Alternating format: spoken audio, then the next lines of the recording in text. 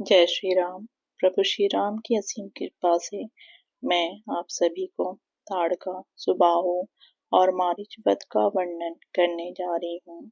एक बार महर्षि विश्वामित्र महाराज दशरथ के दरबार में पधारे। राजा दशरथ बोले, मेरे अहोभाग्य भगवान, कहिए दास किस प्रकार आपकी सेवा करे। विश्वामित्र ने कहा, राजन, राक्षसों ने हमारा जीना कठिन किया हुआ है। वे हमारे यज्ञों में बाधा डालते हैं। ये ही पूर्णाहुति का समय आता है, वे यज्ञ कुंड को अपवित्र कर देते हैं।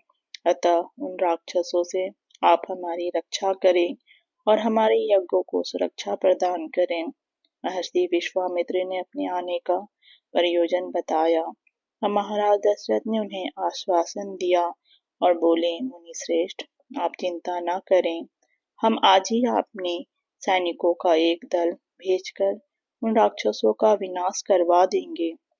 नहीं राजन, वे राक्षस बड़े ही बलशाली, धूर्त और प्रपंची हैं। वे आपके सैनिकों के काबू नहीं आएंगे। हो सकता है आप अपने सैनिक दल से ही हाथ धो बैठे। फिर आप क्या चाहते हैं? राजा दशरथ असमंजस में पड़ गए। क्या हम स्वयं चले? नहीं, आपको भी कष्ट करने की आवश्यकता नहीं। आप अपने पुत्र राम लक्ष्मण को हमारे साथ भेज दें। ये सुनते ही महाराज दशरथ का हृदय कांप उठा। वो सहम कर बोले, क्या कह रहे हैं मुनिवर? कहाँ वे भयानक राक्षस और कहाँ मेरे सुकुमार बालक? एक पूरा सैनिक दल जिन राक्षसों को मारने के लिए कम है, वहाँ क्या वे दो बालक उनसे निपट सकते? राजों को इस प्रकार बातें बनाते देखकर मुनि विश्वामित्र नाराज होकर बोले, राजन, यदि हमारा प्रस्ताव मंजूर नहीं तो स्पष्ट कहें। इस प्रकार की बातें बनाकर हमें टालने की चेष्टा न करो। कहकर विश्वामित्र द्वार की ओर बढ़ गए।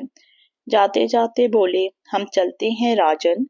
आज ज्ञात हुआ कि सूर्यवंशी राजाओं के यहाँ से ऋषि मुनि खाली हाथ भेजे जाते हैं। मुनि विश्वामित्र को इस प्रकार रूठ कर जाते देखकर कुलगुरु वशिष्ठ ने उन्हें आदर सहित रोका और ले जाकर आसन पर बैठाकर कहा, मुनि श्रेष्ठ, आप इस प्रकार रूठ कर जाना उचित नहीं। आप बैठिए, आप यहाँ से खाली हाथ नहीं जाएंगे। उसके बाद उन्होंने महाराज दशरथ को समझाते हुए कहा, महाराज दशरथ, मोह के वशीभूत हुए आप अप्रीति के कार्य ना करें। मोह को छोड़कर आप राम लक्ष्मण को मुनि विश्वामित्र के साथ भेज दें। इससे आपकी कीर्ति बढ़ेगी, धर्म की रक्षा होगी और राजकुमारों का भी कल्याण होगा। इस प्रकार बहुत सी बातें जब कुलगुरु वशिष्ठ ने महाराज दशरथ को समझाई तो उनका मोह दूर हो गया। उन्होंने तुरंत राम लक्ष्मण को बुलाकर उन्हें मुनि विश्वामित्र की सेवा में अर्पित कर कहा, क्षमा करें मुनिवर, मोह के वशीभूत हो मैं अज्ञानी हो गया था। आज से ये दोनों कुमार आपकी सेवा में रहेंगे। इस प्रकार मुनि विश्वामित्र राम लक्ष्मण को साथ लेकर चल दिए। दोनों राजकुमारों को लिए मुनि विश्वामित्र वन मार्ग से चले जा रहे थे। वे उन्हें राक्षसों के उपद्रव के विषय में भी बताते जा रहे थे। किस प्रकार दुष्ट राक्षस उन्हें एवं अन्य तपस्वियों को सताया करते हैं। तभी वातावरण में बादलों के गड़गड़ाने जैसा स्वर उभरा और देखते ही देखते ताड़का नामक एक भीमकाय राक्षसी ने आकर उनका मार्ग रोक लिया। क्रोधित होकर वह बोली, तो तुम इन बालकों को लाए हो अपनी रक्षा के लिए? इन्हें तो मैं कच्चा चबा जाऊंगी। कहकर वह राम लक्ष्मण की ओर झपटी तो मुनि विश्वामित्र बोले, संभलो राम, ये वही राक्षसी ताड़का है जिसके विषय में मैंने तुम्हें बताया था। वन के इस हिस्से पर इसका अधिकार है। राम तो सावधान थे ही, इससे पहले कि ताड़का की परछाई भी उन्हें छू पाती, राम ने एक ही बाण में उसे परलोक पहुंचा दिया। ताड़का का वध करने का राम का पराक्रम देखकर मुनि विश्वामित्र बेहद प्रसन्न हुए। बोले, हमने तुम्हारा और लक्ष्मण का चयन करके गलती नहीं की राम। फिर आश्रम में जाकर उन्हें दिव्यास्त्र ग्रहण कर राम बोले, भगवान, आप निश्चिंत होकर अपने यज्ञ पर पूरे करें। हम दोनों भाई जान पर खेलकर भी आपको यज्ञों की रक्षा करेंगे। मुनि विश्वामित्र ने उन्हें आशीर्वाद दिया। फिर अन्य मुनिजनों को उसके साथ यज्ञ की तैयारियों में व्यस्त हो गए।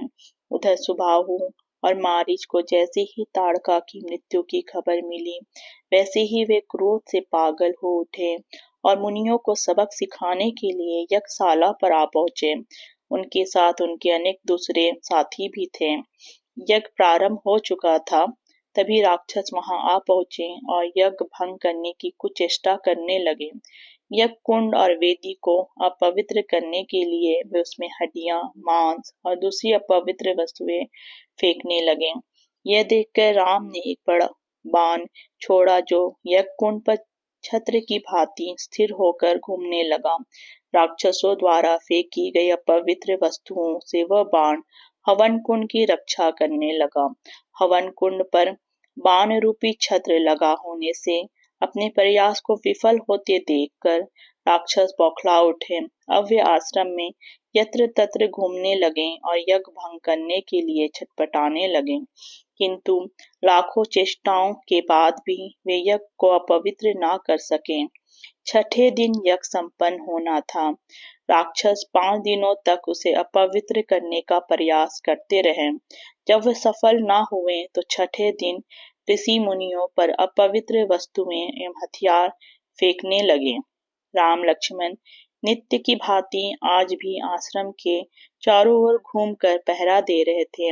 जब श्री राम ने राक्षसों को ऋषि मुनियों की हत्या करने की कुछ चेष्टा करते देखा तो उन्हें क्रोध आ गया। वे लक्ष्मण से बोले, लक्ष्मण, लगता है इन राक्षसों की मृत्यु ही इन्हें बार बार यहाँ खींच लाती है। यह इस प्रकार नहीं मानेंगे।